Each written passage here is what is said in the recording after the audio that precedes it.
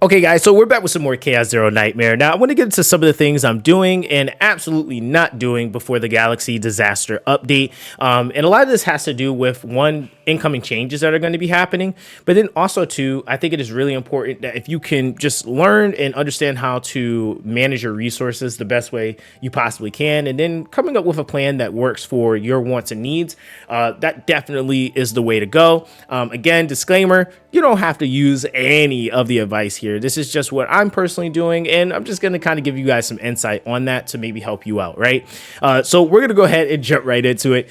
Starting out with the very first thing, which I think is one thing that I will say I will try to push this a little bit more, which is definitely how much you're farming the Zero system. Now, I personally have finished it, right? Like, I've maxed out the Chaos Matrix for this considered, I guess, preseason. And right now it just feels, and I'm not even going to say it feels because it just is, it is inefficient to be merging right now, right? And the only reason why this is because, number one, we know that they're reducing the cost by 20%. We also know so that means that that's going to be going from 90K to 70K at the highest level.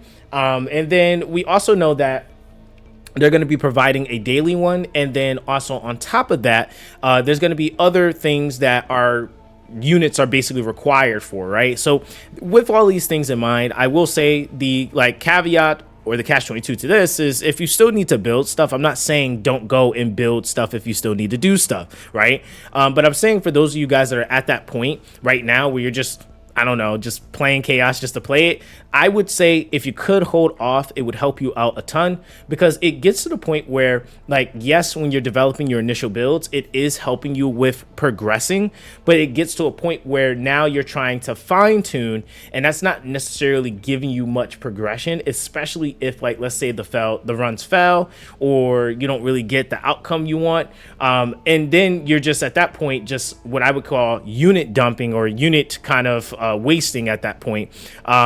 And it's not really going to anything that's going to be more of an actual increase to your progression, say developing another unit to actually have another option for something, right?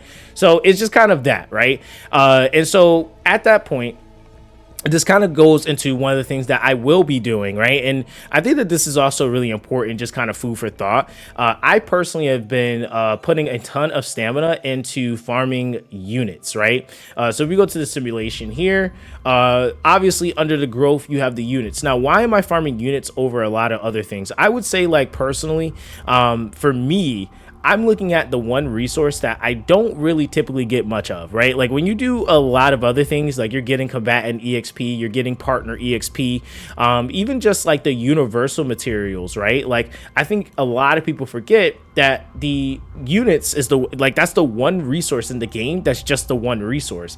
When we're looking at some of these other ones, if you want to do or fill in potential or promotion materials, you have a resource for that, or for partner promotion, you have a resource for that. And same thing for potentials, right? So granted, that's not the end all be all, because it is still a limited resource, but it is a resource that you are able to get that exists on your account that allows you to kind of filter not having X amount of those resources.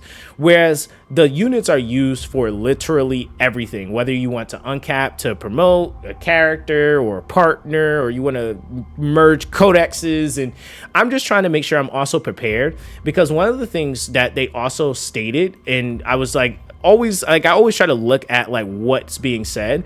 They never said that going into the next season, we're not going to be having to generate or make codexes. They said that the cost of them would be reduced. So we're still going to have to make quite a bit. And even at 70K a pop, that's a lot, right? That's going to add up, especially per character, per run. You're trying to test out different builds.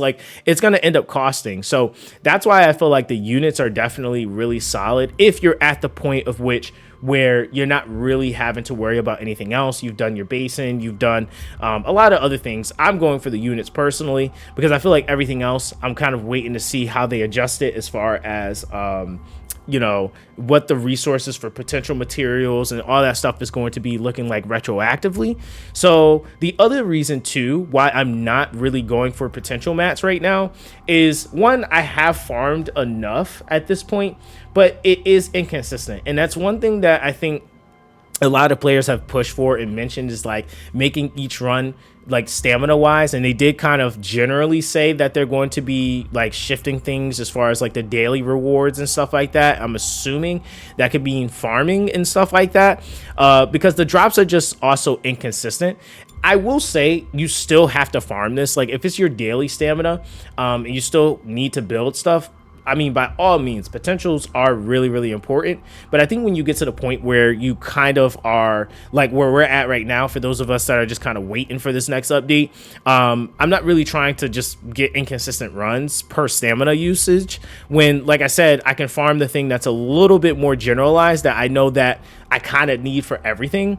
And then as I go, I can kind of mix in between the actual premium growth stones with the currency that kind of fills in for the promotion or for the potential resource, right? So it's one of those things where you have to kind of determine where you're at before you make a decision like that. But that's at least where I'm at. And that's, again, just kind of further supporting why I'm going units over going the promotion material right now. Now, granted, they did say, I think they're going to be giving us, I think it was around like 200k, I think maybe, or something like that. I know they said they were going to be giving us something as far as units per day, but that only lasts for X amount. And I'm not gonna lie, I could do two things and 200k is gone. so yeah, that's just how to kind of where that's at now. Of course, with all of that too, one thing I am staying away from, and I don't really think it's necessarily like, especially if you guys are farming a ton of the zero system, I like memory fragments. I think is great in the sense, like if you want to farm an isolated like set. But I also noticed too, like the more codex you do, like you also have the potential chance of getting gear in the run itself. And then it also will have varying pieces. So, like, okay, even if, like, say, for example, I'm farming like this, I don't know what piece is going to drop, right? Like, it could vary. It could be one of 6 pieces versus, even though with the zero system, I don't necessarily know what it's going to be. But for that stamina, I could actually see what the piece slot is going to be when I get to the end.